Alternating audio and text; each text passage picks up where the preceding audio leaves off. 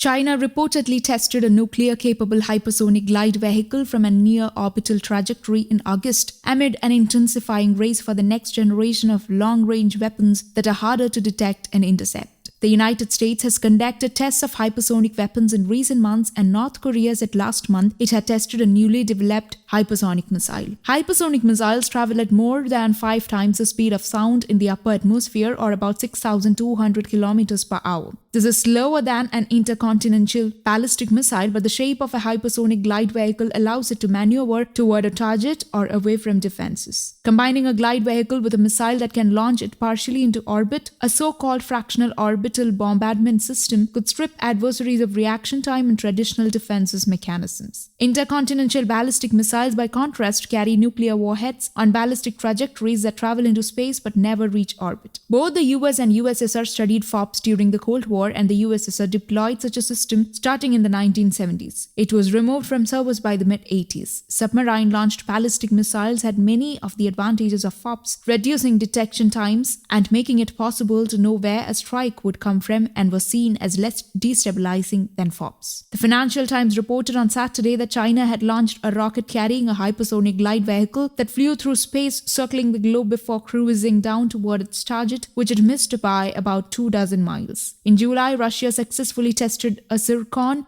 hypersonic cruise missile, which President Vladimir Putin touted as part of a new generation of missile systems. Moscow also tested the weapon from a submarine for the first time. The United States said in late September that it had tested an air-breathing hypersonic weapon, meaning it can sustain flight on its own through the atmosphere like a cruise missile, marking the first successful test of that class of weapon since 2013. Days after the US announcement, North Korea fired a newly developed hypersonic missile, calling it a strategic weapon that boosted its defense capabilities, though some South Korean analysts describe the test as a failure. The recent tests are the moves in a dangerous arms race in which smaller Asian nations are striving to develop advanced long-range missiles alongside major military powers. Hypersonic weapons and FOBS could be a concern as they can potentially evade missile shields and early warning systems. Some experts cautioned against hype surrounding missiles such as the one China tested in August. China already has 100 nuclear-armed ICBMs that can strike the US, said Jeffrey Lewis, a missile specialist at the US-based James Martin Center for Non-Proliferation Studies, responding to the FT report on Twitter. Although the glider is a nice touch, this is an old concept that is newly relevant as a way to defeat missile defenses.